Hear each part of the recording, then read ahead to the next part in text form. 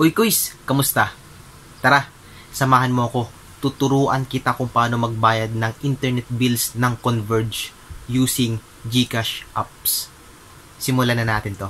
Una, pumunta kayo sa GCash apps nyo dyan sa mga cellphone nyo.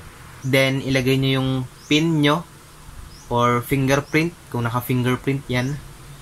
Once na na-enter nyo na yung PIN nyo or fingerprint, mapupunta kayo sa dashboard ng GCash nyo. Diyan sa dashboard, hanapin nyo lang yung bills. I-click nyo lang yung bills. Once na maklik nyo yung bills na yan, may lalabas dyan. Pindutin nyo lang yung cable or internet. Hanapin nyo lang yung Converge ICT. Since Converge ang babayaran natin, hanapin nyo lang yung Converge ICT. Scroll nyo lang. Pwede rin naman yung i-search dun sa search bar Converge para mas madali. Once na nahanap nyo na yung Converge, i-click nyo lang yung Converge. Then, dyan, may fill upan kayong mga information, no? Tulad ng amount na babayaran nyo sa Converge.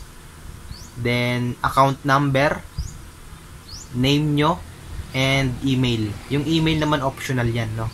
Bali, yung account number at yung amount, pwede nyo naman makita yan sa Converge account nyo, no? Pero kung sa ulo nyo naman, yung account number nyo, and kung ilan yung babayaran nyo monthly, pwede nyo na rin namang i-type na agad, no?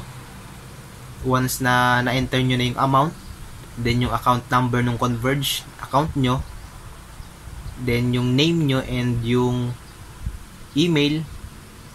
Naglagay ako ng email dyan, no? Para mag-send sa akin yung receipt nung GCash, no? Mas maganda na maglagay kayo ng email para yung receipt nung pinagbayaran nyo is masend sa inyo through email. Once na nakompleto nyo na lahat yan, scroll down kayo, may makikita kayong next. Then, may makikita uli kayong next dyan.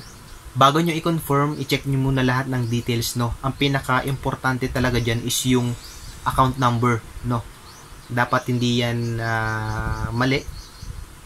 Kasi mahirap na, no? Baka sa ibang Converge internet holder yan, pumasok yung bayad nyo.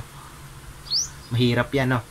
Then, once na na-check nyo na lahat and tama naman lahat ng mga information na nilagay nyo, pwede nyo nang i-click yung confirm. Then yun, okay na, nakapagbayad ka na. Then, lalabas din yung pinakang resibo ng GCash.